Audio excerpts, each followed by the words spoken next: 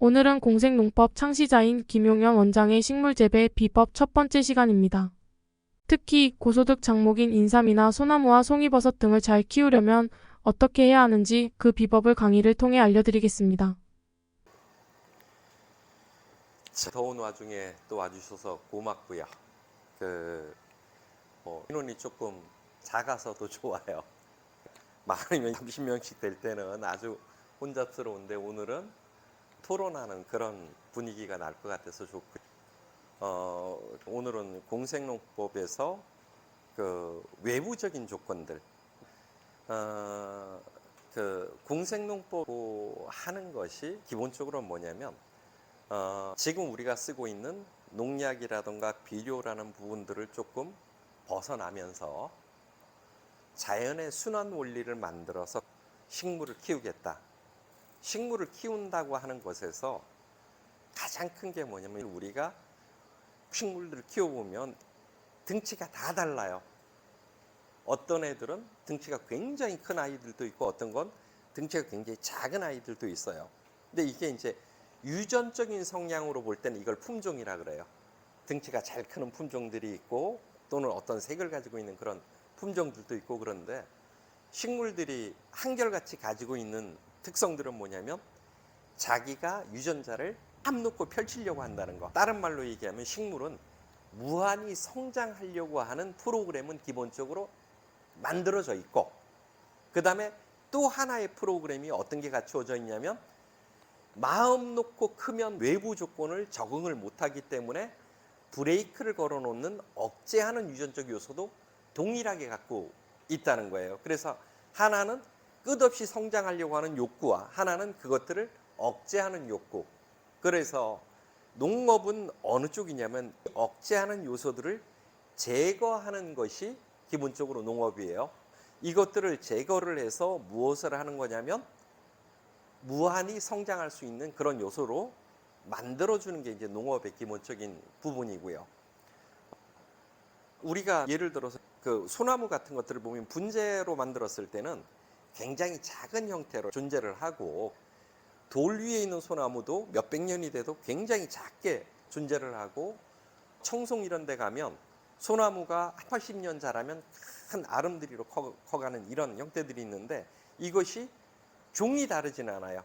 동일한 종인데 어떤 경우에는 아주 작고 중간형이고 굉장히 커지는데 어떻게 하면 키울 수 있을까? 이것이 기본적으로 농업에서 관계되는 요소고요. 그 요소 중에 하나가 식물의 내부적인 조건이 유전적인 조건이에요. 여기는 이제 호르몬부터 시작해서 여러 가지 조건들이 있고요. 오늘 할 것은 외부적인 조건이에요.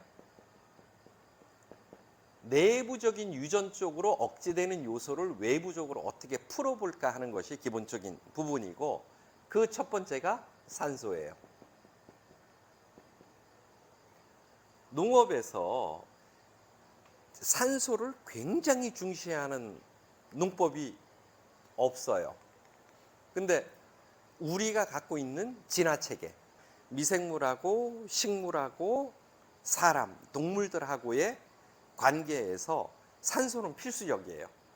동물들이 예를 들어서 진화를 잘해서 물속에서 고래처럼 40~50분이나 이렇게 버티는 그런 종류들도 있지만 고래도 결국은 나와서 산소를 흡수해야지 사는 거고 사람들이 연탄가스나 이런 일산화탄소에 중독돼가 산소가 안 들어갔을 때 발생되는 결국은 산소로 풀어야 돼요. 그러니까 농업에서 산소의 공급량은 식물의 성장과 동일해요. 그래서 그 전에 지구상의 산소가 굉장히 풍부하던 중생대세가 있었어요. 그때는 잠자리도 한 60cm씩 됐어요. 날개가 막 20 이렇게 나오는 그런 잠자리들도 있고 곤충들도 굉장히 컸고요. 식물들도 수직으로 수십 메타씩 올라가는 그런 시기들이 있었는데 그때가 뭐냐면 산소가 지구상에서 가장 풍부할 때예요. 우리가 작물을 키우다가 요즘처럼 장마가 되고 더워지면 작물이 그대로 물에 잠기면 썩어버리죠. 사람이 물에 들어가서 죽는 거나 작물이 산소를 흡수하지 못해서 죽는 거나 동일해요. 그래서 물속에서 산소를 흡수해서 이 산소를 분리할 수 있는 애들을 수생식물이라고 해요. 수생식물을 제외하고는 산소가 없으면 무조건 생육에 지장을 받아요. 그래서 옛부터 뭐를 했냐면 농사를 지을 때 두둑을 만들었어요. 두둑을 만들면 표면적이 넓어지면서 산소 공급이 용이해지기 때문에 두둑을 만든 가장 큰 이유는 산소 공급이에요. 산에서 농사를 지을 때도 두둑을 만들어요. 특히 평지 농사를 짓거나 인삼 농사를 지을 때 두둑을 굉장히 높게 만드는 건 산소 공급이에요. 산소 공급이 안 되면 어린 뿌리들이 유근이라고 하죠. 그러니까 주근이 있고 그다음에 지근이 있고 끝에 달리는 수염 뿌리들, 이런 뿌리들이 유근인데 얘들이 그냥 괴사해요. 죽어버려요. 그러고 나면 과수원 같은 데서 나타나는 현상들이 뭐냐면 잎이 노랗게 되면서 낙엽이 떨어지는 거예요. 이건 다 어디와 관계되어 있냐면 산소 공급량과 관계가 되어 있어요.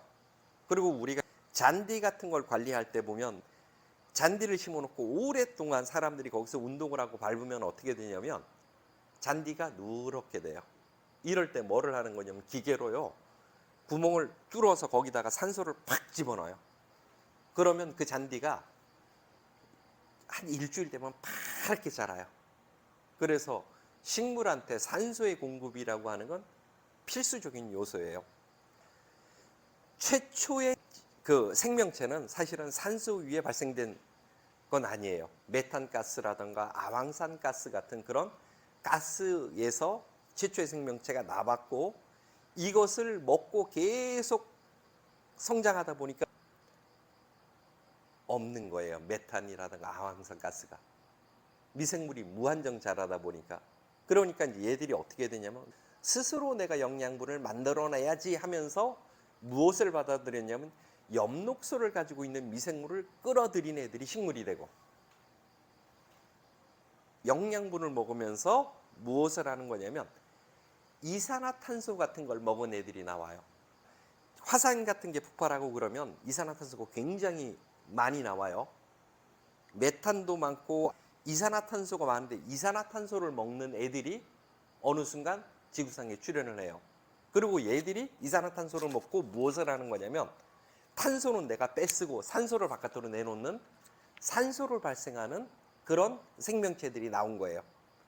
산소를 계속 발생하다 보니까 메탄, 황산은 다 먹었고 이산화탄소를 먹으면서 산소를 발생하다 보니까 산소가 뭐가 되는 거냐면 이게 굉장히 강력한 살균제예요.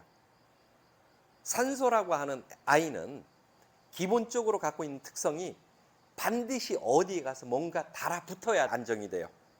산소끼리 두 개가 만나거나 산소가 수소를 만나서 물이 되거나 산소가 세 개가 있으면 붕 떠서 하늘로 올라가거나, 산소는 무조건 뭐를 해야 되는 거냐면 다른 것과 만나야 되는데 이 만난다고 하는 성질이 굉장히 위험해요. 생명체한테는. 얘가 예를 들어서 내가 호흡을 했는데 산소가 뭐냐면 투에 안정된 상태가 아니고 산소 두 개가 안정된 공유결합을 가지고 있지 않는 상태로 있다면 요걸 채우기 위해서 어디에 달아붙냐면 식물이든가 사람의 유전자에 달아붙어요. 그러면 유전자나 이게 손상이 와요. 이게 우리가 얘기하는 그 유전자 손상, 활성산소 이런 얘기들이에요. 그래서 산소 자체는 가지고 있는 게 뭐냐면 살균제예요.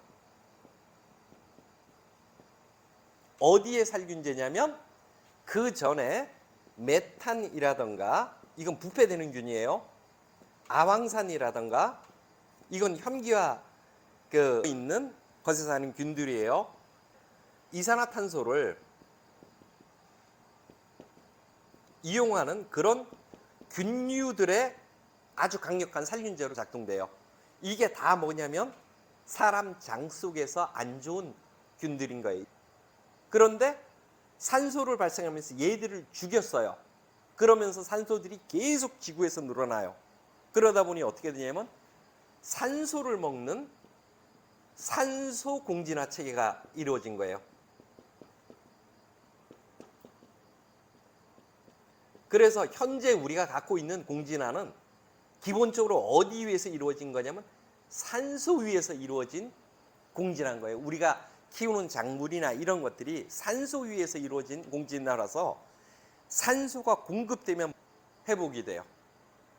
산소가 공급이 안 되면 괴사하거나 죽어요.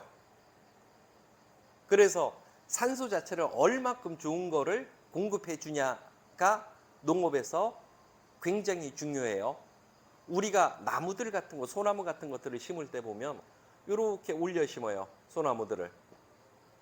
왜 올려주냐면 이렇게 해야지 일로 산소가 들어가고요. 그러면 여기에 있는 소나무와 송이균이 있는데 이 송이균이 호기성균이에요.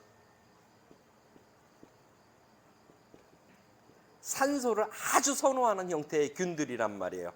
그래서 이걸 올려주지 않으면 송이균이 죽죠.